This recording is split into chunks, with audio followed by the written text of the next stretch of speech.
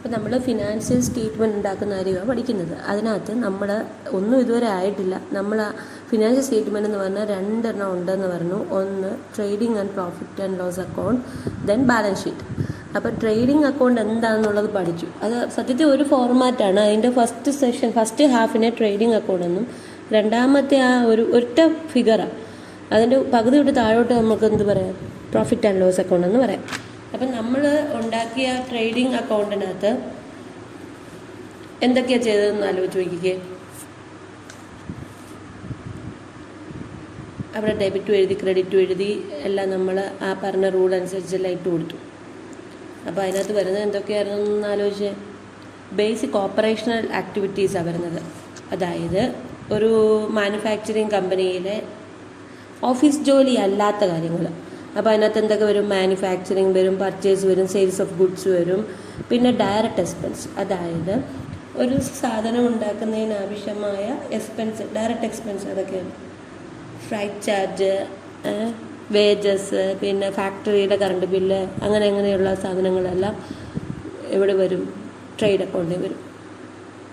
ഇതെല്ലാം കഴിഞ്ഞ് നമ്മൾ ഡയറക്റ്റ് എക്സ്പെൻസും എല്ലാം ഇട്ട് കഴിഞ്ഞ് നമ്മളിങ്ങനെ ഗ്രോസ് പ്രോഫിറ്റും ഗ്രോസ് ലോസും കണ്ടെത്തും. അതെങ്ങനെയാണ് ഗ്രോസ് പ്രോഫിറ്റ് കാണുന്നത്? ടോട്ടൽ എത്ര സെയിലുണ്ടായി minus of purchase plus direct expense. Purchase ചെയ്യുന്നതിനും അതിന് പർച്ചേസിന് പ്രോഡക്റ്റ് ആക്കുന്നതിന് എന്തെല്ലാം എക്സ്പെൻസ് ഉണ്ടോ അതാണല്ലോ ഡയറക്റ്റ് എക്സ്പെൻസ്. അത് തമ്മിൽ കൂട്ടിയത് നമ്മൾ ചെയ്ത് സെയിലിൽ നിന്ന് കുറയ്ക്കുക. അതാണ് നമ്മുടെ ഗ്രോസ് പ്രോഫിറ്റ്. ഇപ്പോൾ GPയുടെ വാല്യൂ പോസിറ്റീവ് ആണെങ്കിൽ നമുക്ക് ലാഭമാണ്, നെഗറ്റീവ് ആണെങ്കിൽ നമുക്ക് നഷ്ടമാണ്. ലാഭമായാലും നഷ്ടമായാലും ഈ വാല്യൂ താഴെ ഉണ്ടെന്ന് പറഞ്ഞ സെക്ഷനിലോട്ട് ബ്രോഡ് ഡൗൺ ചെയ്യും. ആ സെക്ഷൻ്റെ പേരാണ് എന്ത്, പ്രോഫിറ്റ് ആൻഡ് ലോസ് അക്കൗണ്ട്. അപ്പം നമ്മൾ പറഞ്ഞാൽ ഡയറക്റ്റ് എക്സ്പെൻസ് എല്ലാം നമ്മൾ എവിടെ ഇടുമായിരുന്നു, ട്രേഡിംഗ് അക്കൗണ്ടിലിട്ടു. അവിടെ ഡെബിറ്റും ക്രെഡിറ്റും സൈഡുണ്ട്. അവിടുത്തെ ഡെബിറ്റിനകത്ത് വരുന്ന എന്തൊക്കെയാണ്, എക്സ്പെൻസസ് ഓർ ലോസസ്. ക്രെഡിറ്റിനകത്ത് വരുന്നത് revenues or gains. Revenue means എന്താ, ഇൻകം എല്ലാം ക്രെഡിറ്റ് സൈഡിൽ വരും. ഇപ്പോൾ ക്രെഡിറ്റ് കൂടുതൽ വന്നാൽ നമുക്കറിയാം ലാഭമായിരിക്കും. റവന്യൂ വരുമാനം കൂടിക്കഴിഞ്ഞാൽ നമുക്ക് ലാഭമാണ്. ആ മാനുഫാക്ചറിങ് ആ ഒരു മനുഷ്യൻ നമുക്ക് ചെയ്തത് ലാഭമാണ്. ഓക്കെ, സപ്പോസ് തിരിച്ചാണെങ്കിൽ നമ്മൾ പറയും നഷ്ടമാണെന്ന്. ഇനിയിപ്പോൾ നമ്മൾ ഡയറക്റ്റ് എക്സ്പെൻസ് എല്ലാം ഇട്ടല്ലേ, ഇനി ബാക്കിയുള്ള എന്താണ്, ഇൻഡയറക്റ്റ് എക്സ്പെൻസ്. അത് നമ്മൾ അടുത്ത സെക്ഷനിലേക്ക് പോവുകയാണ്. പ്രോഫിറ്റ് ആൻഡ് ലോസ് അക്കൗണ്ടിനകത്ത് the indirect expenses are transferred to the debit side of the second part, namely profit and loss account. അതിൻ്റെ ഡെബിറ്റ് സൈഡിലോട്ടാണ് നമ്മളുടെ എക്സ്പെൻസ് എല്ലാം എപ്പോഴും ഡെബിറ്റ് സൈഡിലാണ്.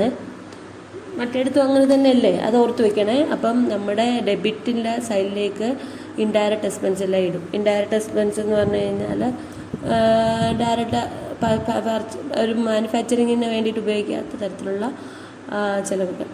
ഓക്കെ, ഇനി അടുത്തത് revenue. All revenue gains other than the sales are transferred to the credit side of the profit and നമ്മൾ revenue or ഗെയിൻസിലെ sale മറ്റേത് കൊടുത്തു. അപ്പോൾ ഓഫീസുമായിട്ട് ബന്ധപ്പെട്ട് വരുമ്പം സെയിലും പർച്ചേസും ഒക്കെ അങ്ങ് മാറ്റിയേക്കുക. സെയിലിനെ ഉപേക്ഷിച്ചിട്ട് ബാക്കി ഉണ്ടാകുന്ന വരുമാനം മൊത്തം നമ്മൾ എവിടെ എഴുതും, ഇതിൻ്റെ ക്രെഡിറ്റ് സൈഡിൽ എഴുതും. അപ്പോൾ ഡെബിറ്റ് ആൻഡ് ക്രെഡിറ്റ് സൈഡ് എന്തായാലും എല്ലാ അക്കൗണ്ടിനും ഉണ്ടാവും. അതിൽ ഡെബിറ്റ് സൈഡിൽ എന്താണ് ഇടേണ്ടത്, നമ്മുടെ എക്സ്പെൻസസ് എല്ലാം ഇടണം. ക്രെഡിറ്റ് സൈഡിൽ എന്തിടണം, റവന്യൂ ഇടണം. ഓക്കെ, എന്നിട്ട് നോക്കണം, ടോട്ടൽ നോക്കണം. If the total of the credit side of the profit and loss account is more than the total of the debit side, the difference is the net profit for the period of which it is being prepared. ആലോചിച്ച് നോക്കിയേ, വരുമാനം കൂടിയേ നമ്മൾ എന്ത് പറയും, credit side കൂടുതലാണ് എങ്കിൽ നമുക്ക് പറയാൻ പറ്റും വരുമാനം കൂടുതലാണ്. വരുമാനം കൂടുതലാണ് എന്ത് പറയും, നമ്മൾ പ്രോഫിറ്റ് ആണ് എന്ന് പറയും. ഓക്കെ, അപ്പോൾ ഇനി സപ്പോസ് ഡെബിറ്റ് സൈഡാണ് ടോട്ടലിൽ കൂടുതലെങ്കിൽ നമുക്ക് എന്ത് പറയാം, അവിടെ ഉണ്ടായത് എന്താണ്, നെറ്റ് ലോസ് ആണെന്ന് പറയാം. അപ്പോൾ നമുക്ക് നെറ്റ് പ്രോഫിറ്റ് കാണാനുള്ള ഇക്വേഷനിലായിട്ടൊന്ന് എഴുതി നോക്കാം. ചിലപ്പോൾ ഇത് 1 വേർഡിനൊക്കെ ചോദിക്കാറുണ്ട്, അത് പഠിച്ചു വെച്ചേക്കാം. ഗ്രോസ് പ്രോഫിറ്റ് എവിടെ കിട്ടിയത്, മുകളിലത്തെ ട്രേഡിംഗ് അക്കൗണ്ടിൽ കിട്ടിയ ഗ്രോസ് പ്രോഫിറ്റ്. അത് നെഗറ്റീവോ പോസിറ്റീവോ ആയിക്കോട്ടെ എഴുതണം. Plus other incomes minus indirect expenses. ആ കിട്ടുന്ന വാല്യൂ ആണ് നമ്മുടെ നെറ്റ് പ്രോഫിറ്റ്. ആ വാല്യൂ പോസിറ്റീവോ നെഗറ്റീവോ ആയാൽ, പോസിറ്റീവ് ആണെങ്കിൽ നെറ്റ് പ്രോഫിറ്റ് ആയിരിക്കും, നെഗറ്റീവ് ആണെങ്കിൽ നെറ്റ് ലോസ് ആയിരിക്കും. എന്നിട്ട് ഇത് transfer to the capital account in the balance sheet. ഇത് നമ്മൾ ഇങ്ങോട്ട് ട്രാൻസ്ഫർ ചെയ്യും, ബാലൻസ് ഷീറ്റിലോട്ട് ട്രാൻസ്ഫർ ചെയ്യും. അത്രയേ ഉള്ളൂ നമ്മളുടെ trading and profit and loss അക്കൗണ്ടിൽ ചെയ്യാം. അപ്പോൾ ആദ്യം ട്രേഡിംഗ് ആൻഡ് പ്രോഫിറ്റ് അക്കൗണ്ട് ചെയ്യാൻ വേണ്ടിയിട്ട് ആദ്യം നമ്മൾ പരിഗണിക്കുന്നത് ട്രേഡിംഗ് അക്കൗണ്ട് ഉണ്ടാക്കുക. എന്നിട്ട് അവിടെ കിട്ടുന്നത് ബ്രോട്ട് ഡൗൺ ചെയ്ത് പ്രോഫിറ്റ് അവിടെ കൊണ്ടുവന്നിട്ട് ബാക്കിയുള്ള ഡെബിറ്റ് സൈഡിൽ ബാക്കി വരുന്ന എക്സ്പെൻസസ് എല്ലാം ഇടുക, ക്രെഡിറ്റ് സൈഡിൽ സെയിൽസ് ഒഴിച്ചുള്ള ബാക്കിയുള്ളതെല്ലാം ഇടുക, തമ്മിൽ കൂട്ടുക, ഏതാണോ കൂടുതൽ അതനുസരിച്ച് പ്രോഫിറ്റ് ആൻഡ് ലോസും പറയുക. എന്തായാലും ഇത് എങ്ങോട്ട് ട്രാൻസ്ഫർ ചെയ്യുക, ബാലൻസ് ഷീറ്റിൻ്റെ ക്യാപിറ്റലിലോട്ട് ട്രാൻസ്ഫർ ചെയ്യുക. ഓക്കെ, ഇനി നമുക്ക് ഫോക്കസ് ഏരിയയിലുള്ള ഒരു ടേമാണ് relevant terms in trading and profit and loss account. ഏതൊക്കെ ടേംസ് ആണ് നമ്മൾ ഈ ഡെബിറ്റ് സൈഡിലും ക്രെഡിറ്റ് സൈഡിലും ഒക്കെ എഴുതുന്നതെന്നുള്ളതാണ്. നമുക്ക് ആദ്യം ടേംസ് ഓൺ ഡെബിറ്റ് സൈഡ് പഠിക്കാം. ഫസ്റ്റ് വൺ നമുക്ക് അറിയുന്നതാണ് ഓപ്പണിംഗ് സ്റ്റോക്ക് എന്ന് പറഞ്ഞാൽ എന്താണ്? Stock of goods in hand at the beginning of the accounting year. Accounting ഇയറിൽ നമ്മളുടെ കയ്യിൽ എത്രത്തോളം സ്റ്റോക്ക് ഉണ്ട് അതാണ് എന്ത്? Opening stock. Actually this is the stock of goods which have been carried forward from the previous year. കഴിഞ്ഞ വർഷം നമ്മുടെ കമ്പനി കണ്ടിന്യൂസ് ആയിട്ട് നടന്നുകൊണ്ടിരിക്കുകയായിരുന്നുവെങ്കിൽ കഴിഞ്ഞ 2020 ഇയർ എൻഡിൽ, അതായത് മാർച്ച് 30 നമ്മുടെ കമ്പനിയിൽ എത്രത്തോളം സ്റ്റോക്കാണോ ബാലൻസ് വന്നത് അതാണല്ലോ അവിടുത്തെ ക്ലോസിംഗ് സ്റ്റോക്ക്. ആ സ്റ്റോക്കാണ് നമ്മുടെ അടുത്ത ഇയറിൻ്റെ ഓപ്പണിംഗ് സ്റ്റോക്കായിട്ട് മാറുക. ഓക്കെ,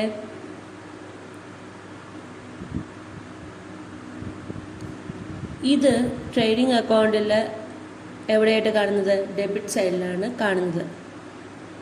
എന്തുകൊണ്ടാണ് ഇതിനെ ട്രേഡിംഗ് അക്കൗണ്ടിൽ പെടുത്തുന്നത്? Because it forms the part of cost of goods sold for the current accounting. നമ്മുടെ ഗുഡ്സ് എത്രത്തോളം വിറ്റു എന്നൊക്കെ മനസ്സിലാക്കണമെങ്കിൽ ആ സ്റ്റോക്ക് കണ്ടാലല്ലേ വിറ്റുള്ളൂ. അപ്പോൾ ഗുഡ്സുമായിട്ട് റിലേറ്റഡ് ആയതുകൊണ്ട് നമ്മളിത് ട്രേഡിംഗ് അക്കൗണ്ടിലാണ് ഇടുന്നത്. ട്രേഡിംഗ് അക്കൗണ്ടിൻ്റെ ഡെബിറ്റ് സൈഡിലാണ് ഇടുന്നത്. ഓക്കെ അല്ലേ?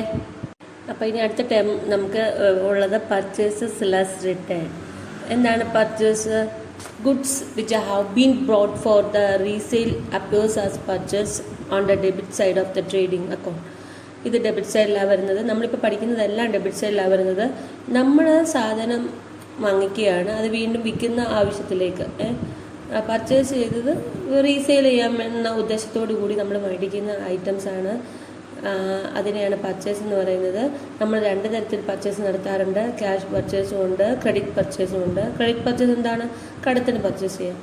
അപ്പോൾ ഇനി ഈ മേടിക്കുന്നതിന് എന്തെങ്കിലും കുഴപ്പം വന്നു കഴിഞ്ഞാൽ നമ്മൾ എന്ത് ചെയ്യും? റിട്ടേൺ ചെയ്യും. അതിനെ നമ്മൾ എന്ത് പറയും? പർച്ചേസ് റിട്ടേൺ എന്ന് പറയും. Goods which are return to suppliers are termed as purchase return. It is shown by the way of deduction. അപ്പോൾ ഇതെങ്ങനെ കാണിക്കുമെന്ന് വെച്ച് കഴിഞ്ഞാൽ ടോട്ടൽ പർച്ചേസ് ഉണ്ടല്ലോ, ആദ്യം പറഞ്ഞ പർച്ചേസ് ചെയ്യുന്ന ഈ പർച്ചേസ് റിട്ടേൺ കുറച്ചിട്ട് കിട്ടുന്ന കമ്പ്യൂട്ടഡ് എമൗണ്ട് ആണ് എന്ത്? Net purchases. It is shown by the way of deduction from purchases and the computed amount is shown as net purchases. അതാണ് എന്ത്? നെറ്റ് പർച്ചേസ് എന്ന് പറയുന്നത്. അത് വേണം അവിടെ കാണിക്കാൻ. Total purchase minus purchase return ആണ്, അതാണ് നെറ്റ് പർച്ചേസ് ആണ് debit side of the trading അക്കൗണ്ടിൽ കാണിക്കേണ്ടത്. ഇനി എന്താണ് wages? Wages refer to the remuneration paid to workers who are directly engaged in factory for loading, unloading and production of goods and are debited to the trading account. Debit സൈഡിലാണ് all the expenses വരുന്നത്. Okay, അപ്പം നമ്മൾ purchase expense ആണ്, അത് debit സൈഡിൽ വരും. അടുത്തത് എന്താണ്? വേജസ്. വേജസ് എന്ന് വെച്ചാൽ remuneration pay to workers. Worker ജോലി ചെയ്തതിന് കൊടുക്കുന്ന എമൗണ്ടിനാണ് എന്ത് പറയുക? റെന്യൂമറേഷൻ എന്ന് പറയുന്നത്.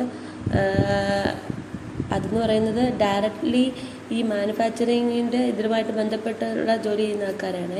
ഇതെവിടെയാണ് ചെയ്യുക? എന്താ ചെയ്യുക? ഡെബിറ്റ് ചെയ്യുവേ. അടുത്ത ടേം ഏതാണ്? നമ്മൾ പഠിച്ചായിരുന്നു carriage inward or freight inward.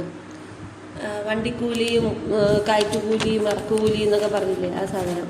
Flight charge എന്ന് പറഞ്ഞു കഴിഞ്ഞാൽ വണ്ടിക്കൂലി, ക്യാരേജ് ഇൻവേർഡ് എന്ന് മീൻസ് ഇറക്കുകൂലി. അപ്പോൾ ഈ expenses are the items of transport expenses ആണ്, സാധനങ്ങൾ അങ്ങോട്ടും ഇങ്ങോട്ടും കൊണ്ടുപോകാനായിട്ട്. Which are inquired on bringing materials goods purchased to the place of business. എവിടെയാണോ ബിസിനസ് നടക്കുന്നത് അവിടത്തേക്ക് നമ്മൾ സാധനങ്ങൾ കൊണ്ടുപോകുന്നതിനുള്ള ആ ഒരു ചിലവല്ലേ ഇത്.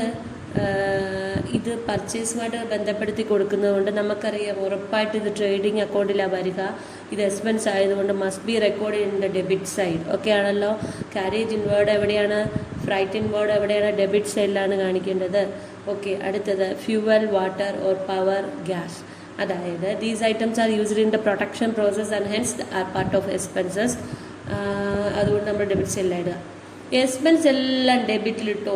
ഇങ്ങോട്ട് വന്ന വരുമാനം ഇൻക്ലൂഡ് സെയിൽസ് എല്ലാം നമ്മുടെ റവന്യൂ ഓർ ഗെയിൻസ് എല്ലാം കൂടി ഇടേണ്ടത് എവിടെയാണ്? ക്രെഡിറ്റിലാണ്. ഫ്യുവല്, വാട്ടർ, പവർ, ഗ്യാസ് എന്നൊക്കെ പറയുന്നത് പ്രൊഡക്ഷന് വേണ്ടി നമ്മൾ ചിലവാക്കിയതല്ലേ, അതുകൊണ്ട് ഡെബിറ്റ് സൈഡിലിടുക. ഓക്കെ. അടുത്തത് packaging material and packing charges.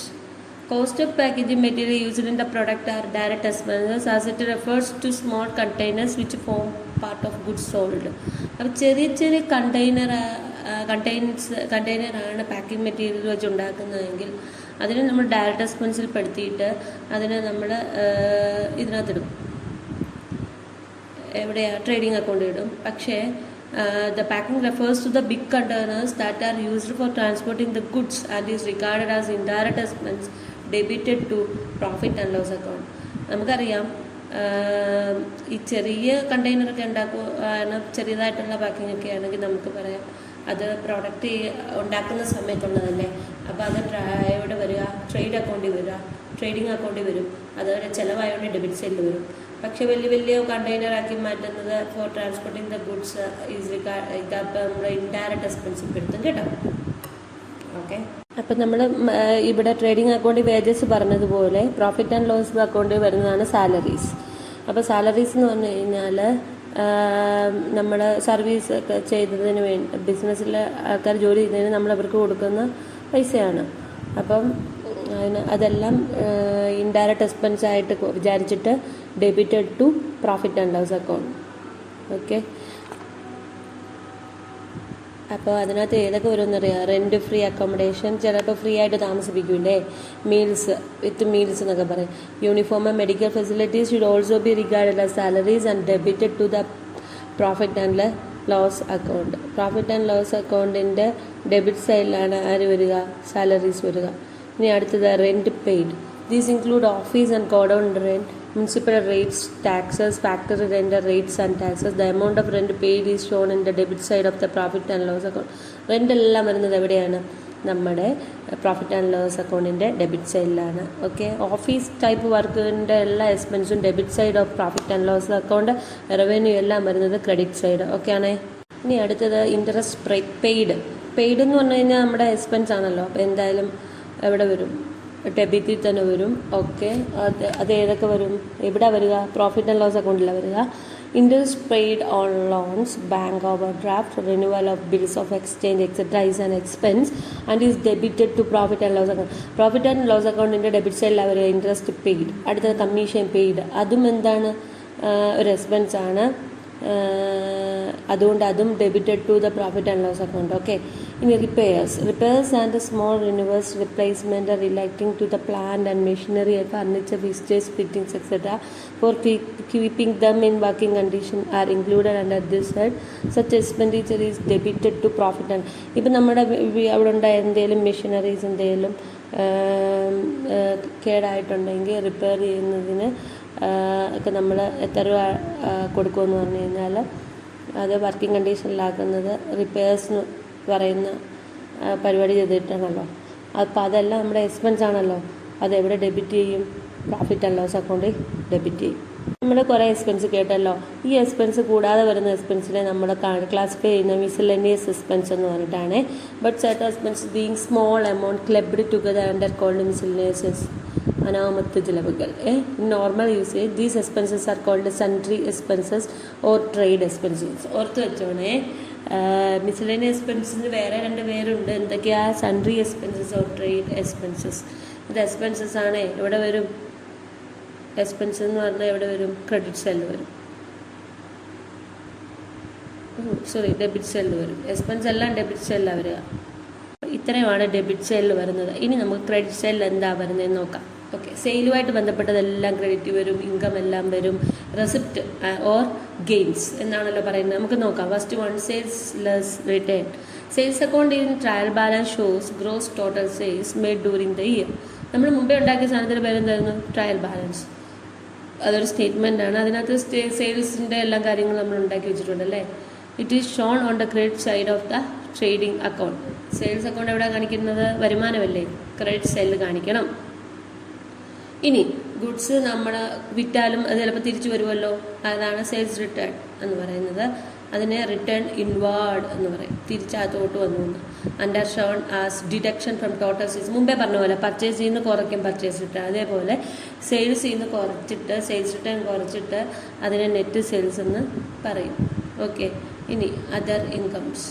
Besides salaries and other gains and incomes are also recorded in the profit and loss account.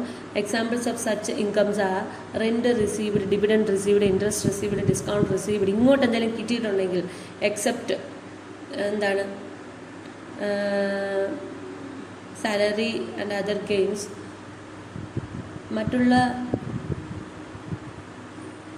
മറ്റുള്ള ഇൻകമും എവിടെ റെക്കോർഡ് ചെയ്യും? Credit side of profit and loss അക്കൗണ്ടിൽ റെക്കോർഡ് ചെയ്യും. ഇത്രയും കാര്യങ്ങളാണ് നമുക്ക് മനസ്സിലാക്കാനുള്ളത്. ഒന്നുമില്ല, ഫസ്റ്റ് ഫിനാൻഷ്യൽ സ്റ്റേറ്റ്മെൻറ്റാണ് trading and profit and loss account. ആദ്യം ട്രേഡിംഗ് അക്കൗണ്ട് ഉണ്ടാക്കണം, അതിൻ്റെ താഴെ തന്നെയാണ് പ്രോഫിറ്റ് ആൻഡ് ലോസ് അക്കൗണ്ട് ഉണ്ടാക്കുന്നത്. ഡെബിറ്റും ക്രെഡിറ്റ് സൈഡുണ്ട്. എക്സ്പെൻസസ് എല്ലാം ഡെബിറ്റിലും പിന്നെ വരുമാനമെല്ലാം, അതായത് റെസിപ്റ്റ് അല്ലെങ്കിൽ ഇൻകം ഓർ ഗെയിൻസ് എല്ലാം എവിടെ വരും? ക്രെഡിറ്റ് സൈഡിലും വരും. ഓക്കെ ആണല്ലോ.